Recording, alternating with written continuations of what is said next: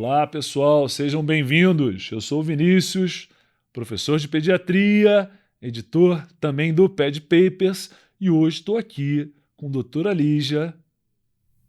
Tudo bem, pessoal? Professora Lígia, muito obrigada, Vinícius. Eu sou gastroenterologista pediatra e também sou editora do Ped Papers. E hoje vamos falar de ingestão de corpo estranho, guideline da SBP, não é isso, Lígia? Isso aí, guideline que saiu no final do ano passado, então é importante a gente olhar, ler bem isso daqui, porque recente, né? Final de 2022, então tem potencial de cair nas provas. Então, bora destrinchar esse guideline.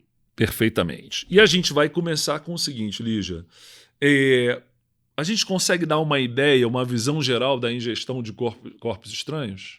Então, uma visão geral, assim, né, pra gente começar fazendo uma introdução, acho que vale falar que, primeiro, né, criança é o maior engolidor de objetos estranhos que existem na face da Terra. Perigo ambulante, né? É um perigo ambulante. Então, a gente que trabalhou em pronto-socorro e tal, tá cansado de ver. Vira e mexe, chegava o cofrinho, a gente chamava de cofrinho, quando a criança tinha engolido uma moeda. Você fazia o raio-x, estava lá a moeda. Quem nunca, né? Eu já engoli. Você já engoliu moeda? Já. Que peste. Eu nunca engoli nada estranho. Mas era de 10 centavos, quando eu era novo, era pequenininha. Saiu sozinha? Saiu, mas com a inflação já saiu desvalorizada. Né?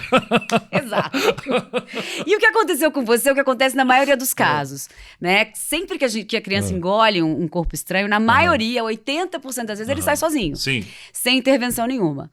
Uma média aí de 20% vai precisar fazer uma endoscopia e cerca de 1% vai precisar fazer um procedimento cirúrgico. Então, o buraco é mais embaixo, mas numa grande minoria, né?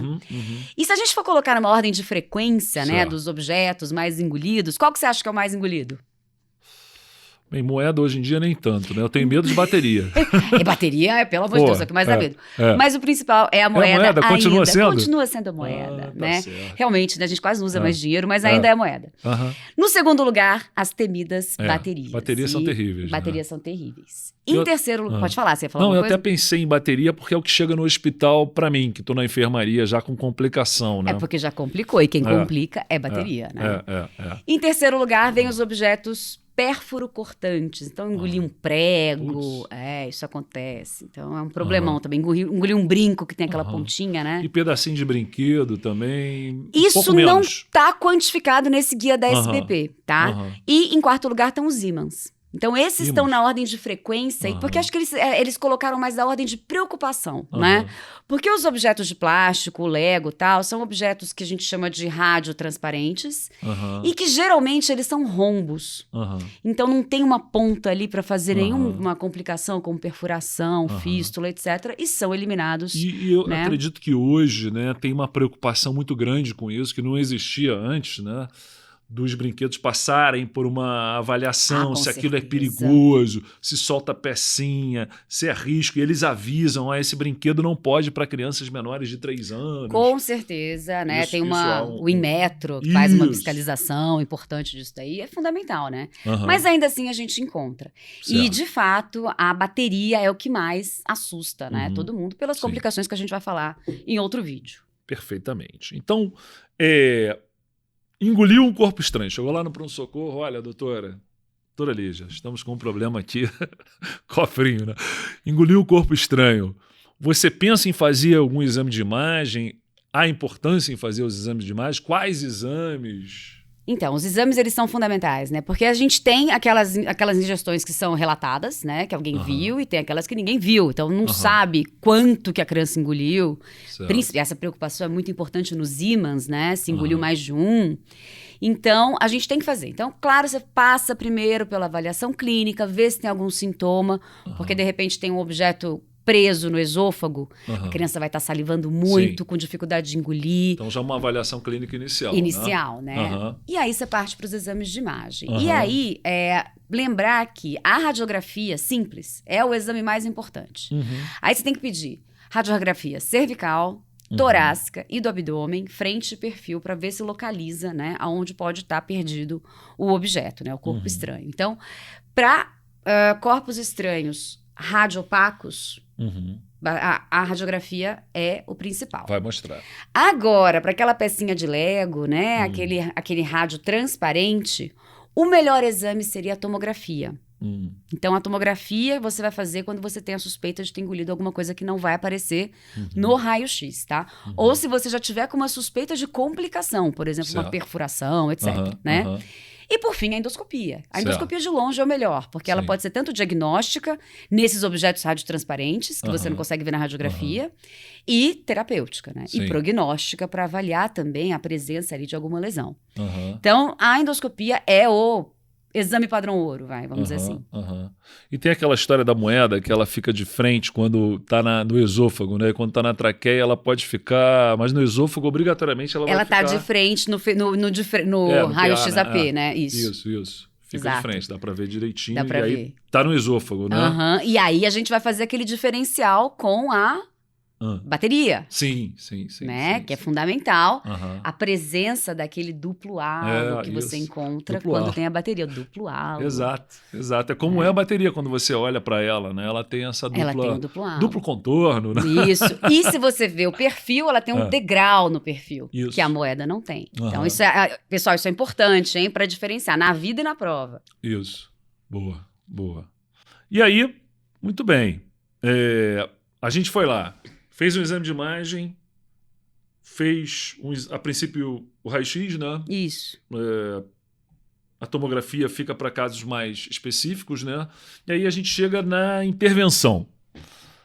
O exame, quem sabe até um tratamento. Endoscopia. Quais seriam, assim, as indicações para chamar o endoscopista? Olha, eu preciso de você aqui... A gente tem que entrar em ação.